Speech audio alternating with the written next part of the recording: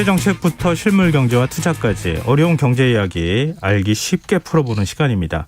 박종훈의 경제한방, KBS 박종훈 기자 전화로 만나보겠습니다. 안녕하세요. 네, 안녕하세요. 네, 저희가 이 코너에서 네. 미국이 언제 테이퍼링을 시작하느냐, 양적 완화 축소를 언제부터 할 것인가 이런 얘기를 많이 했었잖아요. 드디어 네, 미국 연방준비제도 이사회가 FOMC 회의 열고 테이퍼링을 시작하겠다고 밝혔어요. 네, 이 테이퍼링 아직도 모르시는 분을 위해서 간단히 설명드리면 이 코로나19 팬데믹 이후에 사실 일단 3조 달러를 굉장히 많은 빠른 속도로 석 달 만에 풀었는데 그 뒤에도 한 달에 1,200억 달러라는 천문학적인 돈을 계속해서 양적 완화로 풀고 있었는데요. 이 돈을 조금씩 앞으로 줄여나가는 게 바로 테이퍼링의 의미입니다. 그런데 네. 연준에서 이제 FOMC를 통해서 코로나19 사태 이후에 한 달에 1,200억 달러씩 풀던 것을 이제 앞으로 한 달에 이 150억 달러씩 계속해서 줄이는 그런 방침을 좀 시사를 했는데요. 네. 당장은 11월하고 12월만 얘기를 했습니다. 이것도 좀 묘미가 있는데 네. 그러니까 1월부터 어떻게 할지는 12월에 경제를 좀 보고 판단하겠다 이런 입장이거든요. 그런데 만약에 이제 이 속도로 계속해서 풀어나간다면 앞으로 8개월 동안 테이퍼링이 이제 계속되면서 중단이 될 거고 그러면 내년 7월이면 양적 완화가 완전히 끝나지 않겠느냐 시장에서 이렇게 전망하고 있는 상황이죠. 근데 보통 테이퍼링을 악재라고 네. 평가를 많이 하잖아요. 근데 미국 증시는 주가가 일제히 상승했어요. 이거 어떻게 봐야 네, 됩니까? 맞습니다. 네. 제가 이미 시사야에서 경제한방 코너에서 여러 번 말씀드렸는데 네. 테이퍼링을 2014년에 했을 때 미국 주가가 1년 동안 11% 상승을 했거든요. 네. 그러니까 사실은 미국 증시만 딱 놓고 보면 그 자체는 결코 악재라고 보기 좀 어려운데요. 사실 시장에서는요. 2014년 상황을 정확하게 기억을 하고 있었기 때문에 이게 오히려 테이퍼링 한다 그러니까 그때처럼 주가가 오르지 않겠느냐 일종의 조건 반사 현상이 좀 일어났다고 볼 수 있고요. 또 하나는 이 테이퍼링에 대해서 우리가 진짜 귀에 못이 박히도록 들었지 않습니까? 네. 미국에서 하는 건데도 불구하고 그러니까 파월 의장이 사실은 예전에 2013년에 전 버냉키 의장이 이 테이퍼링 얘기 처음 했을 때 발작 증상이 나타나면서 주가가 폭락했던 걸 잘 기억하고 있기 때문에 네. 테이퍼링 할 거라니까 한다니까 이런 식으로 매달 테이퍼링 예방 주사를 놨다 해도 과언이 아니거든요. 네. 여기다가 마지막으로 심지어 이 시장에서 기대했던 것보다 훨씬 더 비둘기적이었는데 그 이유가 뭐냐면 테이퍼링을 하면 뭐 7월까지 끝내겠습니다 이렇게 발표할 줄 알았더니 11월, 12월 일단 2달을 해본 다음에 네. 그 다음에 테이퍼링 속도를 조절하겠다. 이것도 시장에서는 굉장히 이제 비둘기적인 신호로 봤고요. 또 하나는 금리 인상과는 완전히 선을 그었거든요. 네. 그래서 호재로 받아들인 측면이 있기 때문에 일단 어제 미국 증시는 급상승을 하면서 끝났습니다. 근데 우리나라 증시는 오전에는 좀 오르는 것 같더라고요. 그러다가 네네. 좀 떨어지는 거 아닌가 걱정스러울 정도로 갔다가 강보합으로 끝났거든요. 근데 좀 네. 달라요. 미국 증시하고는. 네, 맞습니다. 사실 이것도 과거에 대한 기억 때문인데요. 2014년에 이 테이퍼링을 시작한 이후에 미국 증시는 11.3%가 올랐지만 그해 우리 한국 증시는 5%가 넘게 떨어졌거든요. 네. 그러니까 우리나라 투자자의 입장에서는 2014년을 기억해보면 테이퍼링이 결코 좋은 기억이 아닌데요. 그 이유가 뭐냐면 2014년에 그 일어났던 현상을 좀 잘 살펴볼 필요가 있는데 이 돈의 홍수가 완전히 이제 줄어들고 그렇게 되면 결국은 각국의 경제적 실력이 진짜 드러나거든요. 네.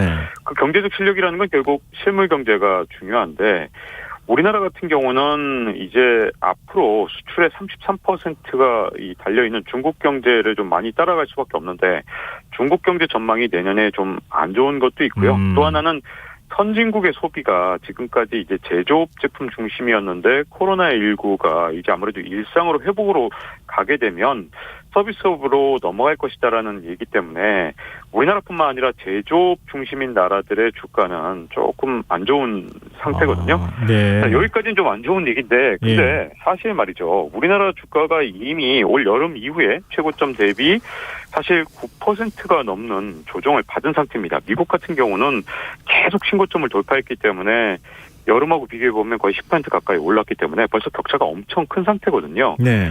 물론 이제 테이퍼링에서 2014년 때 우리나라 주가가 안 좋았던 건 맞지만 그때 주가 하락분을 이미 다 선반영했다는 점이 지금 현재 우리나라 증시에서 향후 강점이라고 할 수 있는데 증시에서 흔히 이런 얘기 있거든요. 가장 큰 호재는 싸다는 것이다. 이런 말이 있는데 네. 이제 리빙 위드 코로나, 즉 일상 회복 단계에서 비록 우리나라가 좀 불리한 측면도 있지만 이걸 증시가 항상 선반영을 했기 때문에 너무 비관적으로 보기는 좀 그렇고요. 어쨌든 방향성 측면에서는 2014년에 있었던 일 때문에 조금 불안한 측면이 있지만 또 이걸 시장이 또 선반영했다는 점에서 어떻게 보면 너무 과도하게 불안하게 볼 필요도 없는 그런 상태라고 할 수 있습니다. 네. 참 경제라는 게 알다가도 모를 것 같아요. 지금 네. 오르는 것 같다가도 안 오르는 것 같고. 참. 근데 지금 테이퍼링을 하게 되면 미국에서 네. 자연스럽게 금리가 올라갈 것 아니겠냐, 따라가지 않겠느냐 이런 전망을 많이 했거든요. 네, 어떻게 될 것 맞습니다. 같으세요? 저는 파월이 얘기한 대로 금리 인상과 테이퍼링은 완전히 별개라고 생각하고요. 이거 진짜 조심해야 되는데 가끔 이 미국의 이 저명한 투자은행조차도 이거 비슷하게 말할 때가 있어요. 예를 들어서 골드만삭스 하면 미국을 대표하는 투자은행이잖아요. 네. 그런데 테이퍼링이 이렇게 빨라졌기 때문에 7월 달에 끝난단 말이지. 그러니 내년 7월에 이제 앞으로 이 금리 인상을 할 것이다. 그리고 11월에 한 번 더 해서 내년에 2번이나 금리 인상을 할 것이라고 이 골드만삭스가 전망을 했거든요. 네.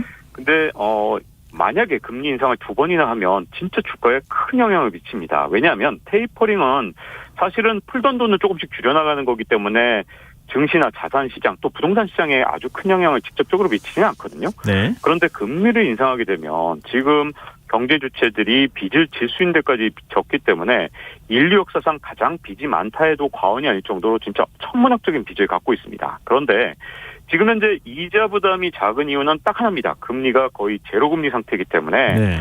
아니 그렇기 때문에 지금 현재 이자 부담이 없는 건데 만약에 지금 0에서 0.25%인 기준금리를 예를 들어서 정상화시킨다는 건 2.5% 정도를 우리가 금리가 정상화됐다고 하거든요. 네. 그러면 이게 백수로 치면 금리가 10배가 된 겁니다. 네. 그러니까 2.5%에서 5%로 올린다. 이건 2배밖에 안 되는 거지만 0에서 0.25%인 기준금리를 2.5로 올린다. 이거는 정말 경제적으로 엄청난 충격을 주는데요. 그 이유는 그렇죠. 다달이 갚아야 되는 이자가 여기에 바로 금리에 달려 있는 거잖아요. 예. 그래서 만약에 골드만삭스의 예상이 맞는다면 아주 큰 혼란이 올 수도 있는데요. 저는 이 다행인 점이 골드만삭스가 이런 거시경제 전망은 아주 자주 틀렸다는 겁니다. 그래서 네, 골드만삭스의 전망보다는 파월의 말이 좀 더 좀 신뢰가 간다고 보고요. 네. 이게 좀 개인적인 전망을 좀 담았지만 만약에 인플레이션이라는 특수한 변수만 나타나지 않는다면 짧게는 1, 2년 또는 2, 3년 뒤에도 금리 인상이 있을 수 있기 때문에 사실 금리 인상은 지금 당장 이렇게 걱정할 그런 상황은 아닌 것 같고 네. 그렇지만 이 모든 예상을 뒤엎고 금리 인상이 온다 그렇다면 정말로 그거는 시장에 대해서 엄청난 경각심을 가져야 된다는 측면에서는 아주 조심해야 된다는 거죠. 만약에 인플레이션이 온다면요? 네. 바로 그게 문제입니다. 사실 골드만삭스에서 그냥 내년에 금리를 2번 올린다 이렇게 말한 게 아니고요. 네. 감당할 수 없는 인플레이션이 올 것이다. 그래서 어쩔 수 없이 이 인플레이션 때문에 금리를 올릴 수밖에 없을 것이다. 이 얘기인데요. 네. 연준의 첫 번째 존재 목표는 물가를 잡는 거거든요. 그리고 두 번째가 고용을 지키는 겁니다. 그런데 만약에 인플레이션이 적당히 오면 예를 들어서 마일드 인플레이션 정도라면 이게 3%가 안 넘는 게 마일드 인플레이션이거든요. 네. 거기까지는 연준이 참을 수 있는데 만약에 올해처럼 올해 이제 물가 인상률이 5.4% 정도까지 올랐거든요. 만약에도 내년에도 5%가 넘는 인플레이션율을 계속해서 기록을 한다. 그러면 골드만삭스의 주장대로 인플레이션에 대비해서 어쩔 수 없이 올릴 수도 있긴 합니다. 다만 제가 거의 확실하게 말씀드릴 수 있는 건 요즘의 연준이 완전히 달라졌어요. 옛날에는 이렇게 인플레이션에 우려가 있으면 시장이 걱정할 때 사실은 깜짝 충격요법으로 예.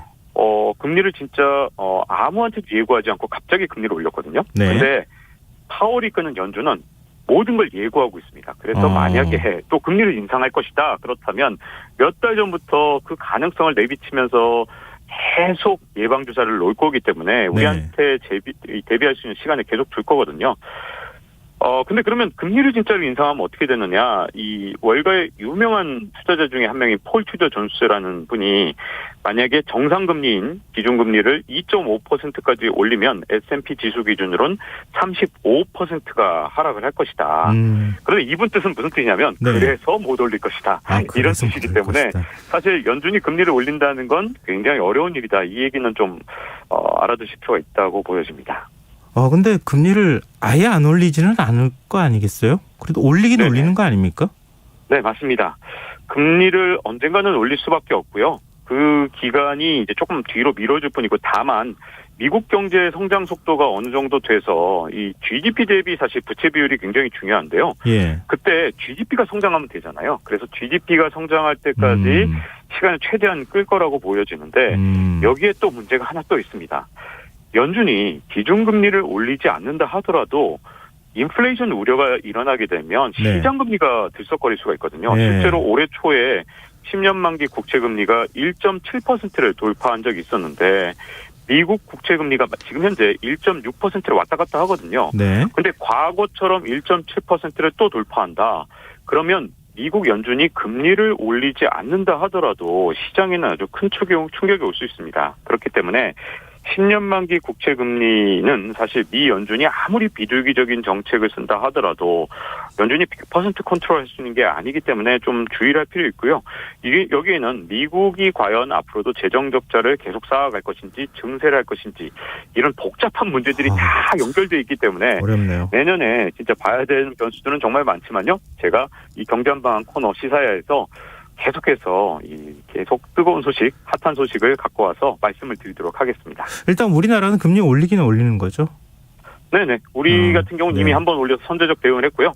앞으로도 선제적 대응을 좀 하면서 요즘 잘하고 있다고 생각되거든요. 어느 정도 합리적인 대응을 하고 있다고 보여집니다. 네, 알겠습니다. 우리 금리 올라가는 것도 좀 준비를 우리가 대비를 해야 되지 않을까 싶네요. 네, 가게도 좀 준비를 해야 되죠. 네, 여기까지 하겠습니다. 박종훈의 경제한방 KBS 박종훈 기자였습니다. 고맙습니다. 네, 고맙습니다. KBS 1라디오 김성환의 시사야 1부 순서는